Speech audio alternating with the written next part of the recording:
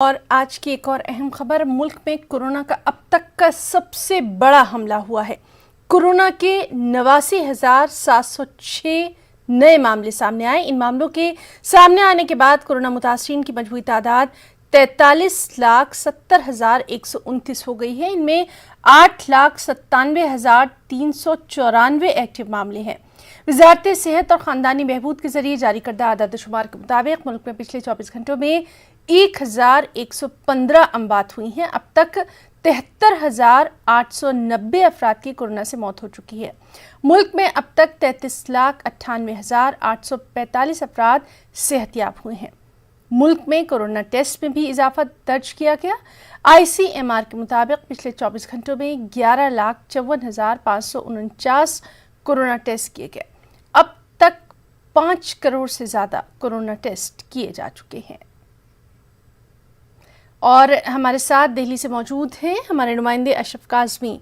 अशरफ, सबसे पहले तो ये जानना चाहेंगे, आज का जो आदाद शुमार जारी किया गया है वो काफ़ी तशवीशनाक है। अब तक का सबसे बड़ा कहर हम देख रहे हैं कोरोना का ये, और इसके साथ साथ जो टेस्ट है उनकी तादाद भी बढ़ाई गई है। तफसीलात।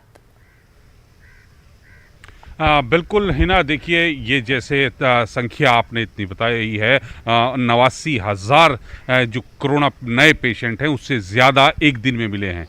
1115 लोगों की मौत हुई है। लेकिन इसमें ख़ास बात यह है कि पूरी दुनिया में जो मरने वालों की तादाद है कोरोना से, वो 1.69% के आसपास है, जो दुनिया में कम है। ये एक अच्छी बात है। लेकिन उसके दूसरा पहलू ये है कि हिंदुस्तान में बहुत तेज़ी से कोरोना अपने पैर फैसल रहा है।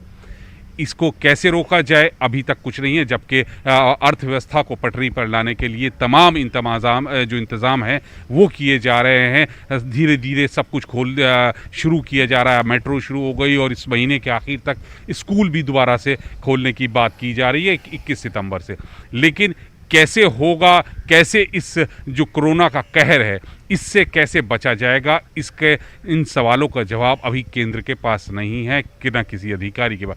सिर्फ इतना कहा जाता है कि जो कि स्वास्थ्य मंत्री का मंत्रालय की तरफ से गाइडलाइंस जारी की हैं, दिशा निर्देश जारी किए गए हैं, उनका पालन करें। लोग वो पालन नहीं कर रहे हैं, इस वजह से कोरोना के शिकार हो रहे हैं। और दूसरा ये कहा जाता है कि देश में टेस्टिंग की जो संख्या है वो लगातार बढ़ रही है, तो इस वजह से भी जो कोरोना पीड़ितों की संख्या ज़्यादा नज़र आ रही है वो इसलिए आ रही है क्योंकि ज़्यादा टेस्ट हो रहे हैं। जी, तो अशरफ आपकी इसी बात को आगे बढ़ाएंगे। दिल्ली की अगर बात करें तो ये खबर भी आई थी कि दिल्ली में अब प्रिस्क्रिप्शन की ज़रूरत नहीं है डॉक्टर के, बल्कि आधार कार्ड देकर भी टेस्ट की जो सहूलत है वो मुहैया करवाई जा रही है। इसके ताल्लुक से कोई जानकारी?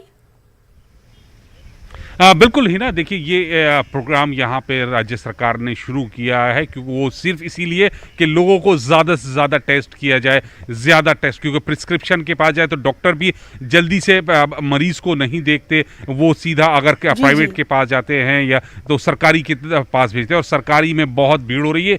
तो उस भीड़ को कम करने के लिए ये एक व्यवस्था बनाई गई है कि आप आधार, अगर आपको लगता है टेस्ट कराना है तो आप अपने आधार से भी टेस्ट करा सकते हैं।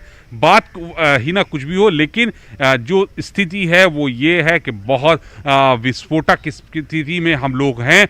सरकार कुछ भी दावा करे, लेकिन ये चीज बहुत साफ है कि कोरोना पीड़ितों की जो संख्या है तो बहरहाल वो लगातार एहतियात अभी भी लाजमी है, पहले से कहीं ज्यादा एहतियात करनी है और हर शख्स को समाजी जिम्मेदारी समझते हुए अब कोरोना से एहतियात करना होगी। अशरफ, बहुत बहुत शुक्रिया आपका तमाम तर तफसीलात के लिए।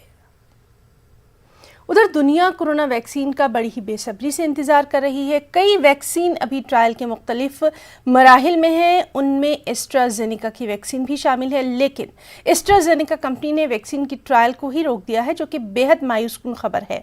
ज़राए के मुताबिक ट्रायल के दौरान रज़ाकारों पर वैक्सीन के नामुवाफिक असरात मुरतब हुए। इसके साथ साथ नाकाबिले वजाहत मर्ज़ की अलामात भी उनमें पाई गई, जिसके सबब एस्ट्राजेनेका ने वैक्सीन की ट्रायल के अमल को मौकूफ़ कर दिया है।